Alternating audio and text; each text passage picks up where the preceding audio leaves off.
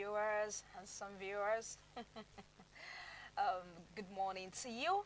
Good afternoon, good evening, depending on where you are viewing us from, depending on where you're watching us from. This is the CONFAB on your most prestigious esteemed radio vision located at Obokum Avenue in Lesha in Osun State. Yes, we welcome you this beautiful morning on the CONFAB. Already know what we talk about on the CONFAB, different issues happening in Nigeria.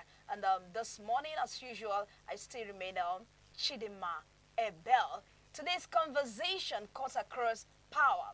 It cuts across safety and survival. Three things every citizen depend on, yet too often cannot rely on. And on one hand, the national electricity grid collapses again. I believe you're aware of this. We had this about, I think yesterday, that was when it happened. And then we have developing stories with respect to that, throwing millions in darkness and reminding us how fragile our power system remains. On another, a tragic road accident involving global boxing star Anthony Joshua exposes a deeper fear that in moments demanding swift medical attention, wealth, and status offer little protection in Nigeria. And now, in the same power sector struggling to keep the lights on, we hear of a $70 million deal where ownership of Geregu Power changes hands.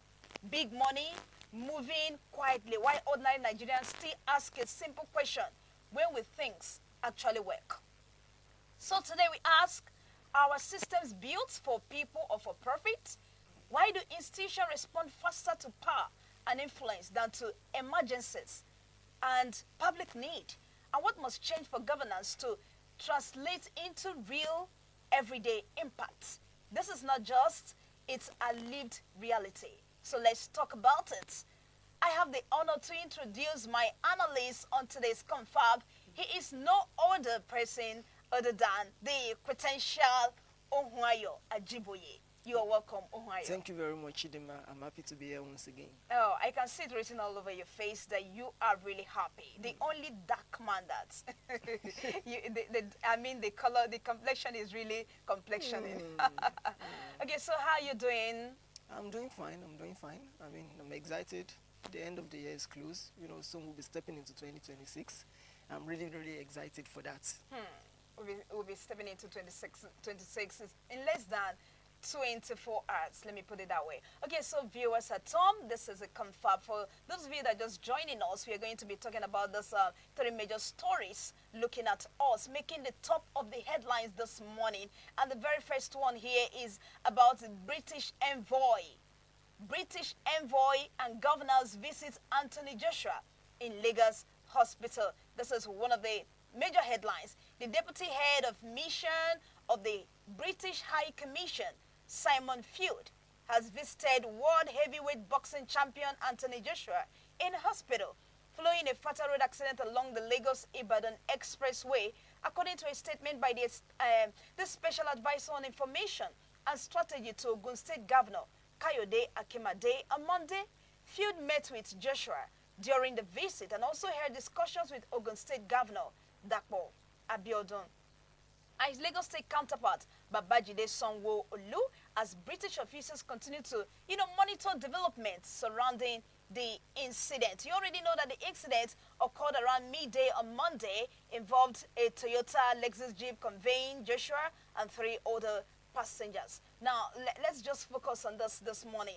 Coming to you, Ohunayo, does this accident prove that no one, rich or poor, is safe under Nigeria's emergency healthcare system? Because while I was making my research, I actually came across a post that is so touching. This person said, everyone in Nigeria is poor. That was her point. She said, everyone in Nigeria, whether rich or poor, is poor. When she stated this, it sounded like, I don't know. When I saw it, I felt like, what's this lady saying? But when I read through, she made striking points. She said she used this story. She made reference to this story. She was like, okay, look at a world-renowned boxer. What happened to him? And before medical intervention came, it was delayed. I even heard it was Federal Road Safety Corps that came to his rescue. So you can imagine in a situation like that, she said everyone is poor. So she made several points like, let our politicians try to, do something about this country, because it could happen to anybody. What if it was a governor or a governor's aide? She even made reference to one governor's aide who was also involved in an accident, and then the person died at the spot because of what? Delayed medical response. Well, so now, does this accident actually prove that no one, rich or poor, is safe under Nigeria's emergency healthcare system? well, before I answer that question directly, I'll borrow a leaf from what you were saying. You see, the post you were referring to, I saw it too yesterday, and fantastic. I want to say that person is right. Actually, there's a general poverty all over the country, and when we refer to the word poverty, we're not just referring to money. Now we're referring to mindset. We are referring to the infrastructure. We're referring to systematic structures put in place. Nigeria is poor when it comes to all this. So imagine someone as influential as Anthony Joshua in that kind of an accident, and there was no emergency response. It had to be people, eyewitnesses, that were trying to do the rescue. It took some time, even for the Federal Road Safety Corps officers to get to the scene. Nigeria is the kind of country where we don't have an harmonized emergency line that you can call in case of emergency. Look at the British. They have a line. You can call 111. You can dial 111. Look at the Americans, so popular in their movies, just dial 911. You want to call the police, 911. Fire force, 911. The military, 911.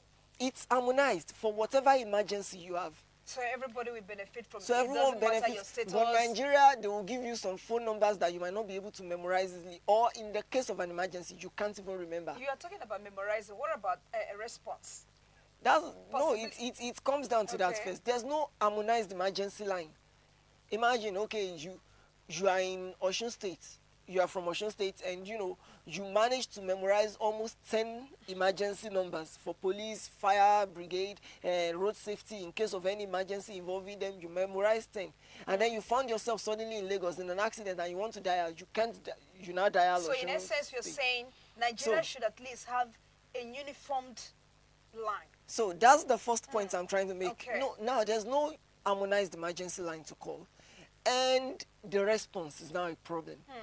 I'm sure by the time the accident happened and a lot of people took it up, the way it went viral, I was expecting a faster response from our emergency service. But imagine, not even an ambulance. But every year, every time you see all the state governors, local government chairman, even presidents saying, we have donated so number, X amount of ambulances, of emergency healthcare transport system. But you don't see it. But we don't see it functioning. So definitely the answer is yes. Whether you are rich or poor in Nigeria, you are at risk because our emergency healthcare system is non-existent at this moment. Non-existent. It's non-existent. It's not a matter of functionality now. It is non-existent. It's practically non-existent. Now this brings me to another question. Okay. If a global sport icon like Anthony Joshua couldn't receive immediate emergency care, what then? What hope exists for ordinary Nigerians? I don't want to be too pessimistic. Okay. I don't want to be too pessimistic. So I'm going to say there's hope. There's hope.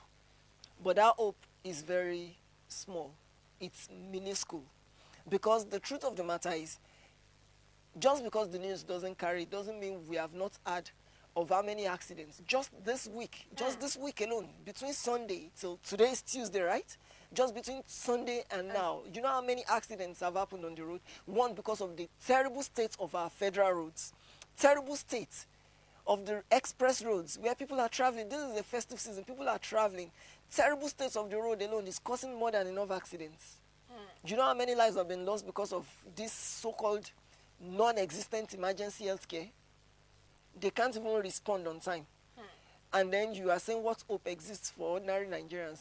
Sincerely, I don't want to be pessimistic, but little hope exists for them. There are those that are lucky to get that response on time, but the majority do not ever get that response on time. I mean, if I'm to take from my own personal experience, I've been involved in an accident before, and do you know, We even had military officials, military personnel around, and you know, when the accident happened, they didn't even, military personnel were there, they were there when the accident happened. And you know what? Before they responded, it took the youths of that community to first respond. The military personnel witnessed an accident, but what concerned them the most was to blame whosoever was responsible, not to save lives, not to rescue people. They were busy trying to blame, is it you that caused the accident or is it you? Instead of rescue, it took the youths of the community coming together and trying to rescue people before the military personnel there remember that they wanted to save. I was about asking you this. That was my own personal experience. Why do emergency responders often arrive after civilians? You know, you just mentioned now that some of the youths in that area already had rendered help before the official help came. Which was it's so provoking. Like I'm remembering it now and I'm getting provoked. You're getting emotional. I'm not even emotional, I'm getting provoked remembering it, because you saw this accident, you were closer than those youths were.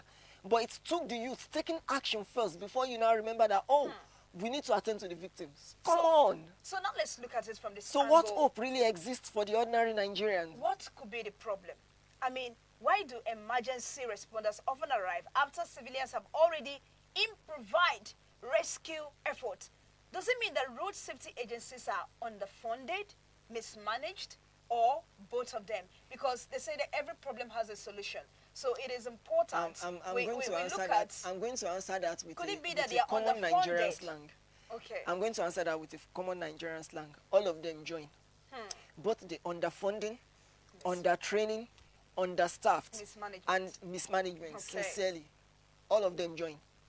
Because when you look at this matter, funding, when push comes to shove, you hear what the emergency medical response people will say. They will tell you, oh, we didn't have enough fuel in our vehicles. Come on, no fuel in the vehicles. What are you doing? Is there no budget for fuel, monthly, daily, weekly? Come on. Then what's the structure even like? There's this lack of transparency. You just hear budget, but we don't exactly see how the budget is being spent. This is why I said government has to have, there has to be a separate auditing of all government parastatals. You don't audit yourself. You don't investigate yourself and decide judgment on yourself and said we have investigated ourselves and now we are found that we are not guilty. That is impossible. That does not work. Same thing with the auditing. Like you writing an exam and marking it by yourself. By yourself. Come on. Same thing with the auditing, because this is where the problem comes from. The internal auditing. Do these people even do assessments? I mean, someone once said something, and I believe that he said if the Nigerian government should be run the way private sector CEOs run their companies, he said you will see a difference in fact, in everything in the country. If they can run it the way churches are running their own churches, like all these geos, you see that a lot of changes. Let's not even go down to the churches so as not to cause any controversy. You know, there's always controversies when it comes to church. Let's just talk about private institutions. Let's talk about CEOs. There's something known as key point index. Everyone has KPIs. You have to meet certain targets, otherwise your job is at stake. Imagine if the government is being run that way. Every government, every public office holder has KPIs for the year. They have index targets that must be met. Otherwise, the position is at risk. I feel they will sit up. But because political office holders, they see the political office that they are holding, whether minister for health, minister for transportation, whatever, they see these things as a reward for loyalty to the Oga at the top. Is their reward for loyalty to the Oga at the top? Let me use the word allegedly so that they will not come and carry me. That's how they see it. So they are not actually bothered to perform. And when you see the people that want to perform, they are not given the chance because they have no loyalty to the Ogas at the top. So what the problem is right now, it's a systematic problem. It's a systematic and structural problem from top to the bottom. There's a lot of cankerworm. Like it's going to take a serious-minded country, a country where the government and citizens will work hand in hand together. This is not just the government only. Citizens and government will put hands together, and then we'll be ready to follow the rule of law. We'll be ready to uphold the Constitution by any means necessary. That is when there can be sanity. A very good one. Okay, now, what immediate reforms are needed to prevent deaths, from delayed medical response? Well, one of the reforms is, the truth of the matter is discipline. Discipline? Discipline. Okay. There has to be consequences. There are no consequences right now. There are no consequences. The rich get away with driving recklessly on the roads. Okay. And then I saw a video recently where an emergency ambulance was trying to transport someone to the hospital. And you know, cars refused to give way. It took one bike man, a private bike man, he had to start driving next to the car and telling them, hello, shift, you shift now, can't you see it's an ambulance? He escorted that ambulance all the way till the ambulance was able to get. It's not supposed to be so. Because, well, the people were doing what they liked because they knew there was no consequence. Try that overseas. Block an ambulance that's running for an emergency. Block a fire truck that's running for an emergency. Block a police car. No, don't block police car. Nigeria, block police car. You'll be in trouble. But that's because people know what the police is, what they are capable of. Block a military vehicle from moving. You know what will happen to you. By the time you chop it in But do you expect medical emergency response staff to beat you up because you blocked them? Do you expect fire station workers to beat you up because you blocked them? So because there's no consequences for that action, it causes delay. But that's not the only reason. Look at the example I gave where there was an incident where this emergency response people spoke about the fueling of the vehicle. It became a problem because the budget, there's budgets every month, every year, every week. There are budgets, there's revenue to be spent. But there's So corruption, there's no consequence. The government has already taken care of all those.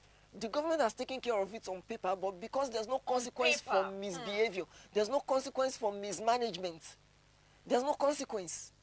It boils down to it. There must be consequence for every action.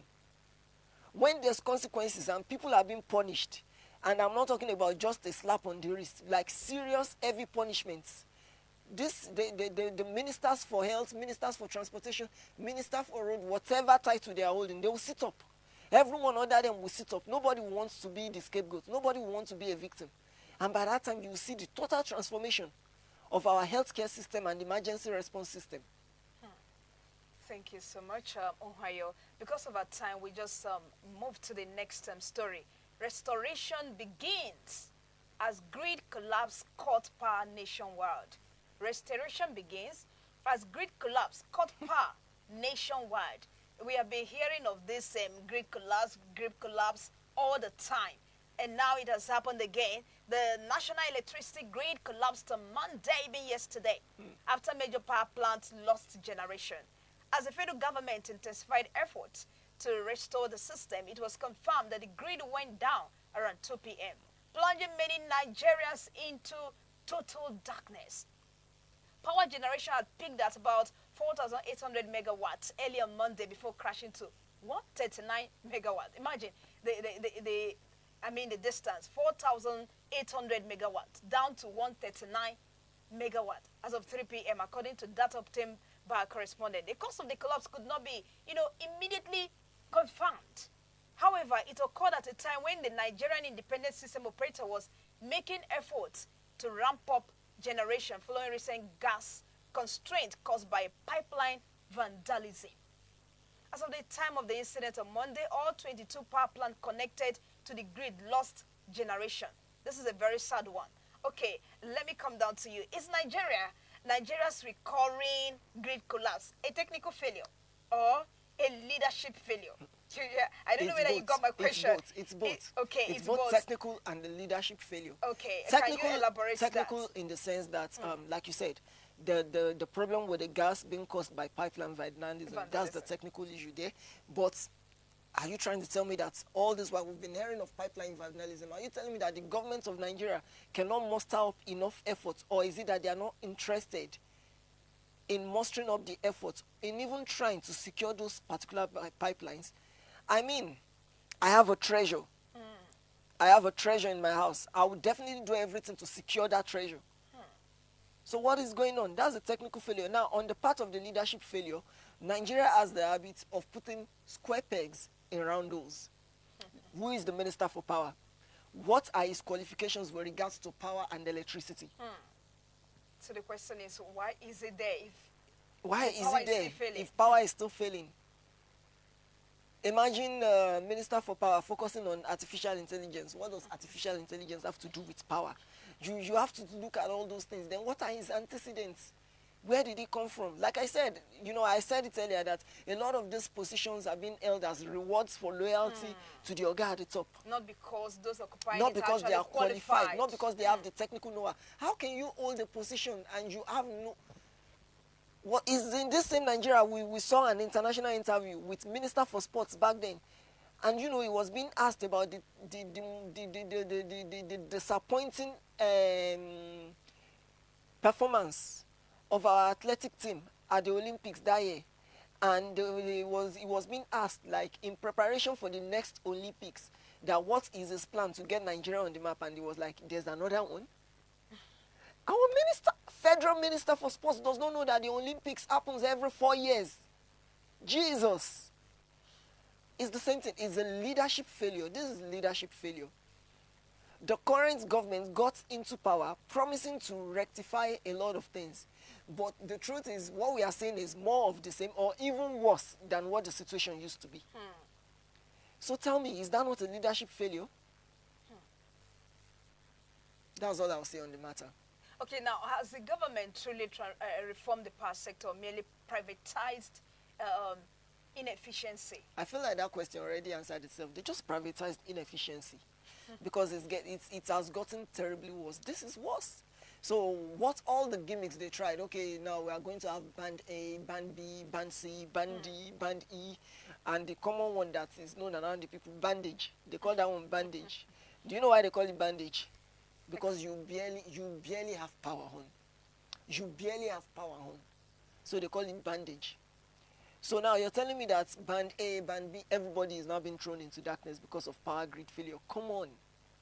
So this is inefficiency of the highest order. Who should be held accountable? Who should be held responsible for this? I believe... Is it, okay, the private sector, the government, or just who should be held responsible? The responsibility goes to both government and private sector at this moment, because there's a lot of anyhowness going on in the country. Sincerely, I'm not going to lie. From the governments, from the officials in charge of power, to the private sectors that have been given the power to handle, that have been given the rights, the license to handle this thing. There's a lot of mismanagement. There's a lot of anyhowness. There's no seriousness, and it boils down to what I said before. There are no consequences. Imagine if you are the disco given the license to operate in Nigeria and you misbehave like this, and the power grid is failing and failing and failing, and your license is taken away from you, and you have to pay a certain fine that you yourself, you know that it will shake you. It will shake your company. It will shake you financially. It will shake you in terms of reputation. It will shake you economically. You will sit up. But there are no consequences. So in this case now, should Nigeria continue to invest in gas-powered plants despite persistent supply disruptions?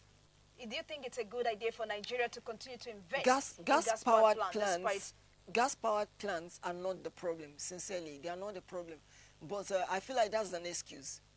They are using the gas-powered plants as an excuse. I mean, we are just transitioning to gas-powered plants. We are using hydro-powered plants normally. Yes. Our generation, electricity generation is by hydro-powered. So I feel like the best thing is the government needs to keep investing.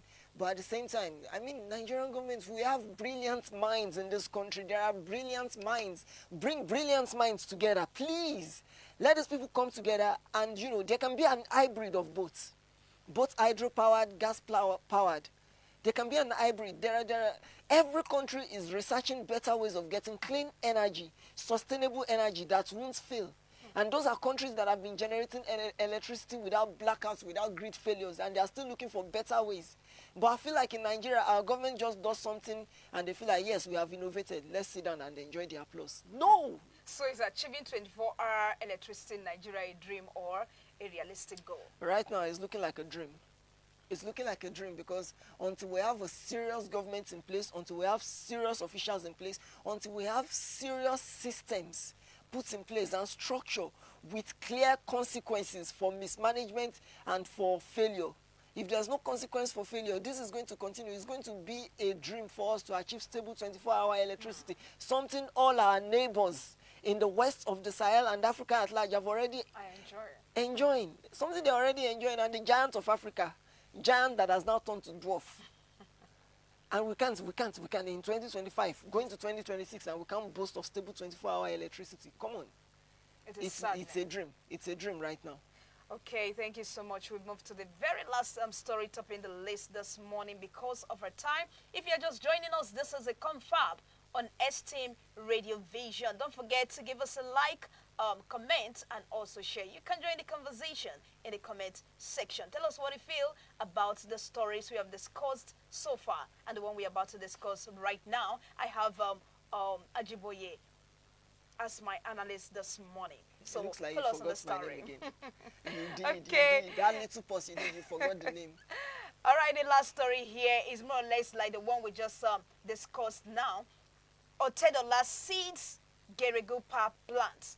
Otedola cedes Geregu Power control to MAM Energy. MAM Energy Limited has taken control of 77% of Geregu Power PLC, following a restructuring of the ownership of its majority shareholder, bringing to an end the indirect control previously held by billionaire businessman Femi Otedola. However, report shows that the transaction amounted to 750 million US dollars, stating that billionaire investor Otedola has exited Geregu Power PLC by divesting his 77% controlling stake in the company. Billionaire investor Femi Otedola has exited Geregu Power PLC in a landmark 750 million US dollar transaction that sees him divest his 77% controlling stake in the power company. In a notice to the Nigerian Exchange Limited on Monday, Geregu Power said its majority shareholder, Amperion Power Distribution Company Limited, had undergone a restructuring of its ownership following a share sale and acquisition concluded on December 29, 2025. I don't know whether I don't know whether to say this is a sad one for Nigeria or to say it's a welcome development. But now, since I already have my analysis here, what does Otedola's exit say about the risk of investing in Nigeria's power sector? I mean, well, the risk of investing in Nigerian power sector right now, given everything we have said, is like it still boils down to everything I've been saying since morning. So if there's no structure put in place, it's going to be a loss. Nigeria's power sector is a viable sector to invest in. Viable. It's a very viable sector. It's a rich sector to invest in. But the management of that sector is abysmal. And when you have an abysmal, it does not matter. When you have an abysmal manager, it does not matter how much you put into a particular resource. If the resource is being mismanaged, all you end up with is what? Is loss. So you look at Otedola's exit. I can't really say his exit is probably because he made a loss or something. You know, the way our billionaire businessmen think, they play 3D chess. They are 5 moves ahead. So while we're trying to figure out what could have happened, you know, there was no real reason given for why Otedola decided to divest his 77% stake. You get? So probably he needed to liquidate his asset, that particular asset, in order to invest in something else that he feels is more viable. You know, it could be his choice, but that doesn't mean that there are no risks with investing in Nigeria's power sector. It is risky because of the level of mismanagement and the level of anyhowness going on in the power sector in Nigeria right now. But that does not, I mean, investment is always going to be risky. So I comes believe with both advantages it comes and with both disadvantages. advantages and disadvantages. So you can't really say that it's majority risk or it's majority viability to make profit. So it's somewhere around 50-50 for me. I would say it's 50-50. So now, is it designed for investors or for citizens? I mean, Nigeria's power sector. Is it designed for only investors or for citizens as well? On the surface and in theory, the power sector should be for both investors and citizens. Citizens should be able to have a say in the generation of power in their country. But unfortunately, we're in Nigeria where, in fact, we generate power for ourselves. Look at how popular solar panels have become in Nigeria now. We instead of citizens being involved in, you know, in the public generation of power now, we have turned it into private things. And the government is not helping. Privatization of the power sector already has made it hard for citizens to get in. Only the rich and influential, you know, have a share of this particular national cake known as the power sector. So practically, you can say that right now, because it might change, right now the power sector is designed only for investors. So what lessons should policy makers learn from these high-profile exits? The policymakers. Well, the only lesson the policymakers need to learn is we need policies that are going to help the common man. That's going to give the common man, okay, that will give them a leverage, the leverage they need to be able to compete with those at the top. To be able to compete To be able to compete favorably with those at the top, especially when it comes to the power sector. Because like I said, we have brilliant minds in this nation. There are brilliant minds who have the ability, the capability, and they have the zeal to solve whatever power side crisis we are going through. But because they are not part of the elite, they are not part of the elite, they are not, they are not so-called rich. They are not rich investors. So we need policies that can allow people like that, people with that kind of talent. The equation is not balanced at all. So it should be balanced. That's yes, there should be equity. There should be equity. Okay. So that's what I'm saying. Like, these talented individuals might not have that capital base. They might not have that backing to be able to compete favorably. To be able to manage these resources the way it should be. They have ideas, they have the capability, but unfortunately they don't have the capacity. And the capacity is the financial backing, the economic power to do that. But if policies are put in place that can help such people, that can help them, get leverage to compete favorably with these investors. So how can they compete when the money is not there? That's where the policies should come in. The policies can help with that. There are laws that could be passed. There are laws that can be passed to help the average but talented individual, but gifted individual, but intellectually sustainable individual who can actually help solve the power crisis, that can give them the platform they need, the platform they so desire. Laws can be passed to unleash their potentials, which in the long run will be better for the country. So since they don't have the money, the government can actually make use of their talent, their giftings. Okay.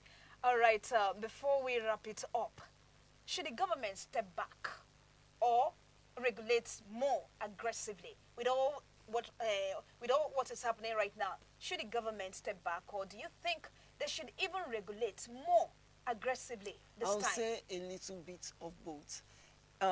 As for the government stepping back into the power sector, they should allow the private sector to function. Private sector should continue functioning with power, but then the government can step in by creating their own. We can have a government-owned power distribution company, power distribution organization, just the way we have our normal civil service and stuff. But this time, it should be like the advice I gave, that the policymakers should come up with policies, laws that will help. Now they should target talented individuals in this area. They should target people who have the zeal, who have that fire in them, who have that capacity and capability, and bring them in and work with them. But at the same time, they should keep regulating the private sector with clear consequences for mismanagement and, I've forgotten the word, so I'm going to use for mismanagement and for every wrongdoing. There should be clear consequences so that the private sector will sit up and they will not just rest and think, oh, all is well. That is what I feel the government should do. That's the best of both worlds. Okay, before I come to you for your final remark or parting remark, viewers at home, I believe you've been enjoying this conversation this morning with Abel Ajiboye. Thank you so much. Don't forget to leave a comment for us in the comment section. You can also like and share. All right, over to you now. This is where we're drawing the curtain. But before we do that, I believe my analyst here has a parting remark, like a word of advice we would like to leave. My only parting remark is that if you look at all the topics we have treated this morning, it all boils down to the fact that we need a working system in this country. Without a working system, everything we have said, everything we have deliberated upon, everything that the viewers and listeners at home, everything that they are saying, everything that they will comment, it's all just going to be wishful thinking. The first thing we need is a restructuring of the system from the smallest echelon of government to the highest.